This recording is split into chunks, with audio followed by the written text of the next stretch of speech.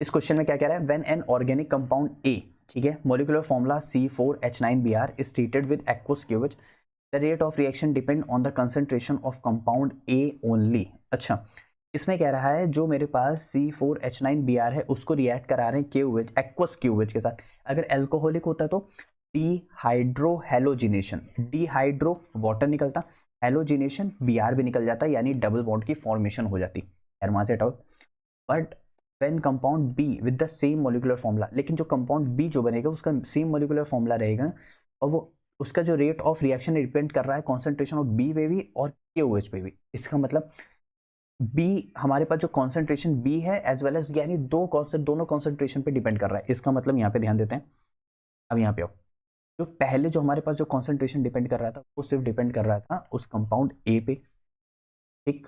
अच्छा, compound A पे depend कर रहा है, वो आइसोमर की यहाँ पे बात कर रहा है। इसका मतलब C4, ये जो H9Br है, इसका मतलब ये जो एक्वस KOH के साथ जा रहा है, इसका मतलब ये सिर्फ और सिर्फ कौन से कितने स्टेप फॉलो कर रहा है, 2 स्टेप फॉलो कर रहा है, जो कि SN1 रिएक्शन से जाएगा। क्यों? क्योंकि भाई जो उसका रेट है वो सिर्फ डिपेंड कर रहा है कंपाउंड ए पे। जब भी कंपाउंड ए पे रेट डिपेंड करेगा, सो यहाँ पे ध्यान दो, with aqueous KOH depend only the concentration compound A only.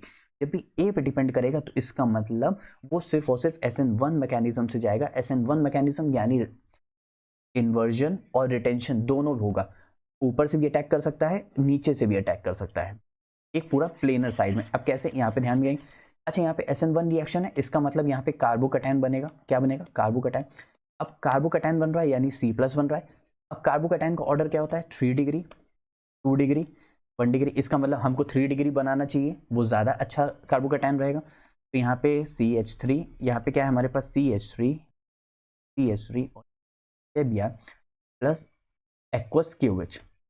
भाई प्लस माइनस, ये रहा प्लस, ये रहा माइनस, यहाँ पे रहा माइनस, यहाँ पे रहा प्लस, कार्बोकैटायन बना। अब ये क्या हो जाएगा? ये OH माइनस यहाँ पे अटैक मारेगा, ये OH माइनस इधर साइड से भी और उधर साइड से भी, प्लेनर मॉलिक्यूल है, ऊपर से भी अटैक मार सकता है, नीचे से भी अटैक मार सकता है, कोई फर्क नहीं पड़ता। तो यहाँ पर हमारे पास क्या बनेगा? CH3 का होल थ्राइस कार्बन और OH, यानी 3 डिग्री एल्कोहल की फॉर्मेशन हो रही है। किसकी फॉर्मेशन हो रही? 3 डिग्री एल्कोहल की फॉर्मेशन हो रही। अच्छा, इतनी बात क्लियर हो गई, ठीक है। अब कैसे हम लोग वो देखेंगे कि कैसे इसका आइसोमर कंपाउंड बी है। कंपाउंड बी जो है वो KOH पे डिपेंड भी कर रहा है और C4H9Br पे भी डिपेंड कर रहा है। इसका मतलब वो जा रहा है SN2 रिएक्शन का। मतलब सिर्फ यहाँ पे क्या हो रहा है? इन्वर्जन हो रहा है। क्या हो रहा है? इन्वर्जन हो रहा है, इन्वर्टेड कॉन्फ़िगरेशन शो कर रहा है। इसका मतलब वो सिर्फ बैक साइड से अटैक मार रहा है।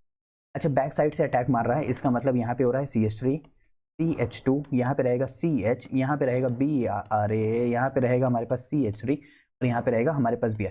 अच्छा, मैंने 1 डिग्री क्यों बनाया, मैंने 2 डिग्री क्यों नहीं बनाया? क्योंकि मुझे चाहिए ऑप्टिकली एक्टिव। क्या चाहिए? Optically active compound.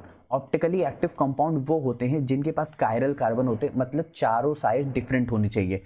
देखो, ये पूरा डिफरेंट है, ये पूरा डिफरेंट है, ये पूरा डिफरेंट है, और ये जो H लगा हुआ है ये भी डिफरेंट है। इसका मतलब ये जो कार्बन है, कायरल कार्बन है। कौन सा कार्बन है? कायरल कार्बन है।